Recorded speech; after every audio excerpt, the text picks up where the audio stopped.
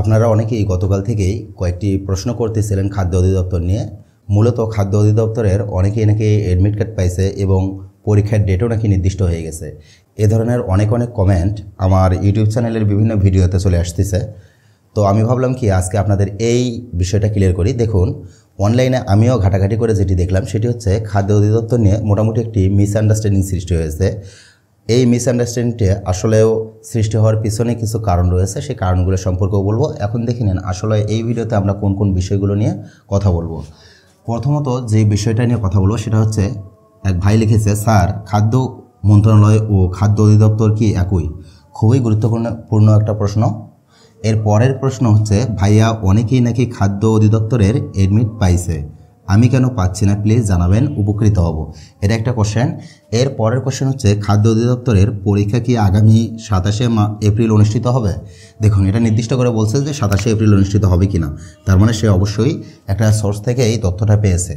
এর পরের বিষয় হচ্ছে, খাদ্য অধিদপ্তরের কোন পোস্টের পরীক্ষা আগে হয়? দেখুন, আপনারা জানেন খাদ্য অধিদপ্তরে টোটাল 18টা ক্যাটাগরিতে নিয়োগ দেওয়া হবে, আর এই 18টা ক্যাটাগরির ভিতর কোন পোস্টের আগে পরীক্ষা হবে সেটি আপনারা জানতে চাইছেন, আমরা এটা জানাবো ইনশাল্লাহ। এর পরের কোশ্চেন হচ্ছে, খাদ্য অধিদপ্তরের পরীক্ষা কবে হতে পারে? এটাও একটা কোশ্চেন। দেখুন, টোটাল কোশ্চেনগুলোর অ্যান্সার দেবো, একটু গুরুত্ব সহকারে মনোযোগ সহকারে আপনাদের এই ভিডিওটা দেখতে হবে, একটু স্কিপ করা যাবে না। তাহলে আশা করছি আপনাদের খাদ্য অধিদপ্তর সম্পর্কে এই ধরনের প্রশ্নগুলোর উত্তর ইনশাল্লাহ পেয়ে যাবেন। প্রথম প্রশ্নেই আমরা চলে আসি। প্রথম প্রশ্নটা হচ্ছে, খাদ্য মন্ত্রণালয় ও খাদ্য অধিদপ্তরের কি একই, অর্থাৎ খাদ্য মন্ত্রণালয় এবং খাদ্য অধিদপ্তর কি একই কিনা সেটা জানতে চেয়েছেন। আপনাদের সুবিধার্থে আগেই বলে নেই, সহজ হিসাব, খাদ্য মন্ত্রণালয় এবং খাদ্য অধিদপ্তর দুইটা আলাদা আলাদা বিষয় এবং দুইটা জায়গা থেকে আলাদা আলাদাভাবে নিয়োগ কার্যক্রম পরিচালনা করা হয় এবং আলাদা আলাদা সার্কুলারে নিয়োগ দেওয়া হয়। সুতরাং খাদ্য মন্ত্রণালয় এবং খাদ্য অধিদপ্তর এই দুটোকে একসাথে গুলিয়ে ফেলবেন না। আপনারা যারা খাদ্য অধিদপ্তরের পরীক্ষার জন্য প্রস্তুতি নিচ্ছেন তারা খাদ্য অধিদপ্তরের পরীক্ষার জন্যই প্রস্তুতি নিন, আর যারা খাদ্য মন্ত্রণালয়ের পরীক্ষার জন্য প্রস্তুতি নিচ্ছেন তারা খাদ্য মন্ত্রণালয়ের পরীক্ষার জন্যই প্রস্তুতি নিন। দুইটা টোটালি আলাদা আলাদা বিষয়, আলাদা আলাদা সেক্টর। এর পরবর্তী কোশ্চেনটা হচ্ছে, ভাইয়া অনেকেই নাকি খাদ্য অধিদপ্তরের এডমিট পাইছে, আমি কেন পাচ্ছি না, প্লিজ জানালে উপকৃত হব। দেখুন, ইউটিউবে ফেসবুকে অনেকেই বলতেছে যে খাদ্য অধিদপ্তরের এডমিট কার্ড বের হয়েছে এবং খাদ্য অধিদপ্তরের পরীক্ষার ডেট অলরেডি পাবলিশ হয়ে গেছে। মূলত বিষয়টা এমন না, খাদ্য অধিদপ্তরের এডমিট কার্ডও আসেনি, খাদ্য অধিদপ্তরের পরীক্ষার ডেটও পাবলিশ হয়নি অধিদপ্তর থেকে। তাহলে এই যে ইনি যে বলতেছে খাদ্য অধিদপ্তর থেকে সম্পর্কে যে এডমিট কার্ড পাইছে অনেকেই, তিনি কেন পাচ্ছে না তিনি জানতে চাচ্ছেন। মূলত এটা হচ্ছে গত বছর খাদ্য অধিদপ্তর এবং খাদ্য মন্ত্রণালয় প্রায় কাছাকাছি সময়ই তাদের নিয়োগপত্র প্রকাশ করেছিল, আর সেই নিয়োগপত্রের আলোকেই খাদ্য মন্ত্রণালয় কি করেছে, তাদের পরীক্ষার্থীদের জন্য এডমিট কার্ড প্রকাশ করেছে। এটা আসলেও খাদ্য অধিদপ্তরের কোনো এডমিট কার্ড নয়। আপনারা আবারও ভালো করে বুঝুন, খাদ্য অধিদপ্তরের এখনও পর্যন্ত কোনো এডমিট কার্ড আসেনি বা এখনও পর্যন্ত পরীক্ষার কোনো ডেট কিন্তু হয়নি। এটা আসলেও খাদ্য মন্ত্রণালয়ের। এর পরের বিষয় হচ্ছে, খাদ্য অধিদপ্তরের পরীক্ষা কি আগামী 27শে এপ্রিল? এই কোশ্চেনটা আপনারা অনেকেই করেছেন। খাদ্য অধিদপ্তরের পরীক্ষা আগামী 27শে এপ্রিল কিনা এটা আপনারা অনেকেই জানতে চেয়েছেন। দেখুন না, খাদ্য অধিদপ্তরের পরীক্ষা মোটেও 27শে এপ্রিল অনুষ্ঠিত হবে না। এটা অনুষ্ঠিত হবে খাদ্য মন্ত্রণালয়ের যে নিচের দিকের পোস্টগুলো রয়েছে সেই পোস্টগুলোর জন্য 27শে এপ্রিলে পরীক্ষা হবে। আবার বলি, খাদ্য অধিদপ্তরের কোনো পরীক্ষা 27শে এপ্রিল হচ্ছে না, পরীক্ষা হবে খাদ্য মন্ত্রণালয়ের 27শে এপ্রিল পরীক্ষা অনুষ্ঠিত হবে এবং সেটাও আবার খাদ্য মন্ত্রণালয়ের যে পোস্টগুলো রয়েছে সেই পোস্টগুলোর একদম নিচের দিকের নিচের সারির যে পোস্টগুলো রয়েছে সেই পোস্টগুলোর পরীক্ষা অনুষ্ঠিত হবে। এটা তাহলে আপনারা বুঝতে পারছেন আশা করছি। এর পরবর্তী যে কোশ্চেন আপনারা করেছেন সেটা হচ্ছে, খাদ্য অধিদপ্তরের কোন পোস্টের পরীক্ষা আগে হয়? দেখুন, যে কোনো অধিদপ্তর বা মন্ত্রণালয়ের পরীক্ষা হলে সচরাচর এমনটি হয়ে থাকে যে শেষের দিকের পোস্টগুলোর পরীক্ষাগুলো আগে হয়ে থাকে এবং শুরুর দিকের পোস্টগুলোর পরীক্ষা পরে হয়ে থাকে। আমরা যদি দেখি, খাদ্য অধিদপ্তরে কিন্তু দুইটা ভাইটাল পোস্ট রয়েছে, একটা হচ্ছে উপখাদ্য পরিদর্শক এবং আরেকটা হচ্ছে সহকারী উপখাদ্য পরিদর্শক।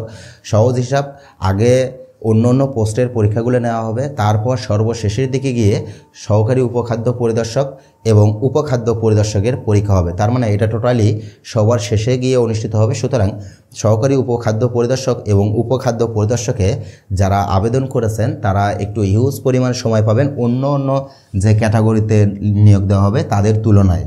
তারা প্রস্তুতির জন্য একটু বেশি সময়ই পাবেন আপনারা। আচ্ছা, এটা গেল হচ্ছে পরবর্তী কোশ্চেন। এর পরবর্তী কোশ্চেনটা হচ্ছে খাদ্য অধিদপ্তরের পরীক্ষা কবে হতে পারে। দেখুন, খাদ্য অধিদপ্তরের পরীক্ষা মোটামুটি কয়েকটা বছরের অ্যানালাইসিস করে যেটা দেখা গেল সেটা হচ্ছে 8 থেকে 12 মাসের মধ্যেই খাদ্য অধিদপ্তর তাদের পরীক্ষাগুলো নিয়ে থাকে।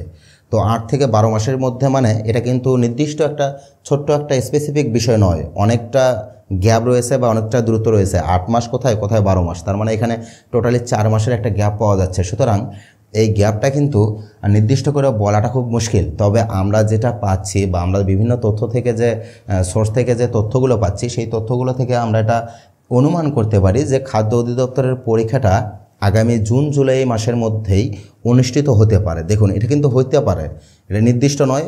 যতক্ষণ পর্যন্ত অধিদপ্তর থেকে নির্দিষ্ট করে না বলবে ততক্ষণ পর্যন্ত এটা কনস্ট্যান্ট নয়। সুতরাং এটা কিন্তু পরিবর্তনশীল। আমরা যেটা বলতেছি সেটা একটা ধারণার উপর কেন্দ্র করে, বিভিন্ন বিগত সালের পরীক্ষা পদ্ধতির উপর কেন্দ্র করে। সুতরাং এটাকে আপনারা কনস্ট্যান্ট হিসেবে নেবেন না।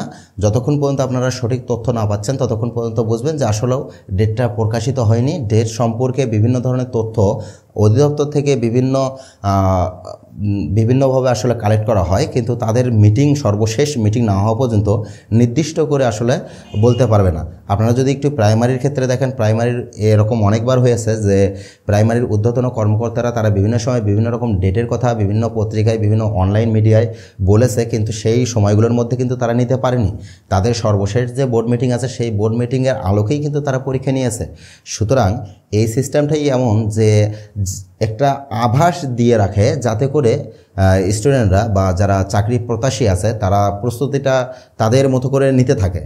আর তাদেরকে তারা যেহেতু সার্কুলার ছাড়ে বা সার্কুলারের বিভিন্ন কার্যক্রম নিয়ে তারা যুক্ত থাকে এবং পরীক্ষা পদ্ধতির বিভিন্ন কার্যক্রম নিয়ে যুক্ত থাকে, সুতরাং বিভিন্ন অনলাইন মিডিয়া থেকে শুরু করে বিভিন্ন ধরনের অনলাইন যে নিউজ পোর্টালগুলো আছে তারাও তাদেরকে রেগুলার প্রশ্ন করতে থাকে। তো তারা যখন রেগুলার প্রশ্ন করতে থাকে তখন তারা সম্ভাব্য কিছু ডেট বলে দেয়। যখন তারা সম্ভাব্য কিছু ডেট বলে দেয় সেই ডেটগুলোই আমরা আবার আপনাদেরকে সম্ভাব্য হিসেবেই বলে দিই।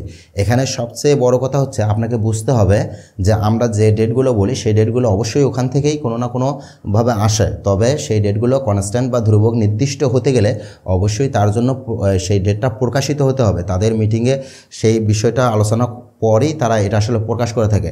যদি এই সম্পর্কে অর্থাৎ খাদ্য অধিদপ্তরের পরীক্ষা সম্পর্কে নির্দিষ্ট আকারে ডেট প্রকাশ হয়েই যায় তাহলে তো সবার আগে আমরা আপনাদেরকে জানাবই। কিন্তু এখনও পর্যন্ত যেহেতু ডেট আসেনি তাহলে আপনারা প্রস্তুতি নিন জুন জুলাইকে কেন্দ্র করে। এটা আপনারা মাথায় রাখুন, জুন জুলাইয়ের যে সময়টা আছে, মাঝখানের সময়টা আছে, এই সময়টা আপনারা প্রস্তুতি নিতে থাকুন। বিশেষ করে যারা সহকারী উপখাদ্য পরিদর্শক এবং উপখাদ্য পরিদর্শক পদে আবেদন করেছেন তারা একটু জোরালোভাবে প্রস্তুতি নিন। তারা যেহেতু একটু বেশি পরিমাণে সময় পাবেন, তারা এই সময়টা যদি ভালোভাবে প্রস্তুতি নিতে থাকেন তাহলে আশা করা যায় যে আপনাদের ভিতর থেকেই অনেকেই হয়তো বা এই পোস্টে নিয়োগ পাবেন। যেহেতু পোস্টের পরিমাণও কিন্তু অনেক, সুতরাং আপনাদের একটু গুরুত্ব সহকারে এই পোস্টের জন্য লেখাপড়া করতে হবে। একটা বিষয় মাথায় রাখবেন, যত বেশি পড়বেন তত বেশি জানবেন, তত বেশি শিখবেন এবং সেই জানা শেখা বিষয়গুলোকে আপনি তত বেশি পরীক্ষার হলে উপস্থাপন করতে পারবেন। আপনার প্রস্তুতি যদি 0 হয় তাহলে আপনি কিন্তু পরীক্ষার হলে গিয়ে খুব একটা স্বাচ্ছন্দ্য বোধ করতে পারবেন না। আর আপনার প্রস্তুতি যদি খুব ভালো হয় তাহলে আপনি পরীক্ষার হলে অবশ্যই ভালো কিছু আশা করবেন। আজকের মতো এখানেই বিদায় নিচ্ছি। যারা আমার চ্যানেলে নতুন তারা অবশ্যই চ্যানেলটিকে সাবস্ক্রাইব করে পাশে থাকা বেল আইকনটি বাজিয়ে দিবেন। এই চ্যানেলে প্রতিনিয়ত বিসিএস প্রাইমারি সহ অন্যান্য সকল চাকরির বিভিন্ন ধরনের আপডেট সহ প্রস্তুতিমূলক ক্লাস ভিডিওগুলো নেওয়া হয়ে থাকে। আশা করছি আপনারা আমাদের সাথেই থাকবেন। দেখা হচ্ছে আবারও নতুন কোনো ভিডিওতে। সে পর্যন্ত ভালো থাকুন, সুস্থ থাকুন। আল্লাহ হাফেজ।